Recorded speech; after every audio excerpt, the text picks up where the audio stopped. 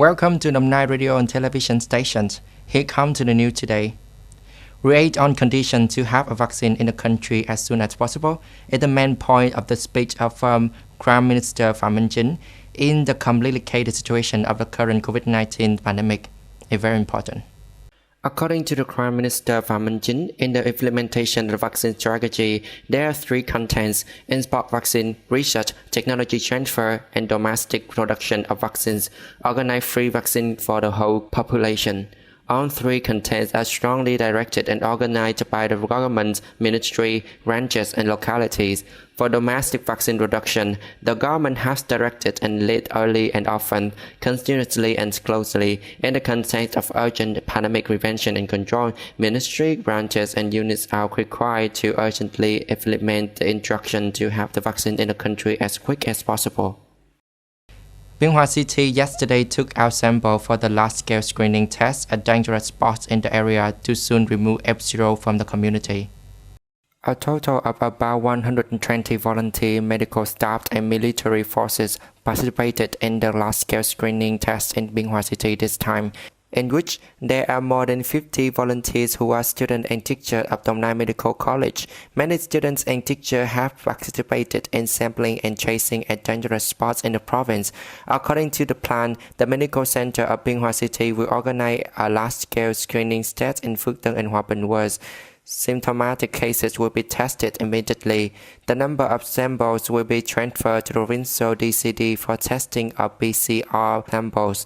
After completion in the 2 years, it will continue to be implemented in other localities. Currently, Biên Hòa is also screening subjects with related epidemiological factors to take samples for testing for more than 10,000 employees of transit companies as well as other companies residing in Trang Giai West.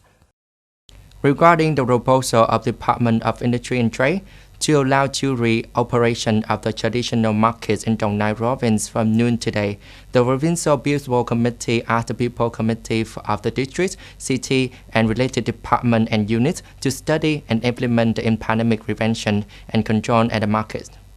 Accordingly, all markets in the province are only allowed to operate after being tested and accessed to ensure the COVID-19 prevention and control plan. People can only trade items, specifically foodstuffs, food processing aids, masks, antiseptic water, products used for cleaning, killing insects, personal hygiene, toilet paper, and many more. Commune-level people's committees must organize the distribution of market entry cards to people in order to limit outgoing of their homes and minimize the density of the people entering the markets. Managers, households, and individuals doing business at the markets must also be tested quickly for SARS-CoV-2 in every 7 days. Japanese Prime Minister Yoshihide Suga and French President Emmanuel Macron agreed to strengthening security ties toward a free and open Indo-Pacific region. This statement was made after 15-minute talks between the two leaders of Japan and France in Tokyo on July 24th. Nikkei Asia reported the two leaders then had a private lunch that lasted about 80 minutes. This is the second time Mr. Suga and Mr. Macron have met after the G7 summit in June in the UK. In a joint statement after the talks, the two countries led to remote maritime security and infrastructure development in across the country in the Indo-Pacific region, in line with the bilateral cooperation roadmap which were agreed in 2019. The joint statement also expressed grave concern with accusations of China's human rights abuse in Hong Kong and Xinjiang. Regarding measures to combat the COVID-19 pandemic, the two leaders agreed on the importance of equitable distribution of vaccines. Canada is taking in more immigrants this year than at any other time in the North American country's history, despite the COVID-19 pandemic that has closed its border to foreigners.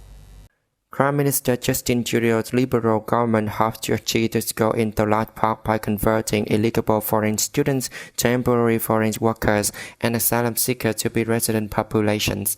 In June, Immigration, Refugees and Citizenships Canada processed 45,100 applications for permanent residence, the largest number ever in a single month, according to the Office of the Immigration Minister, of which 35,600 residents were granted permanent residency status.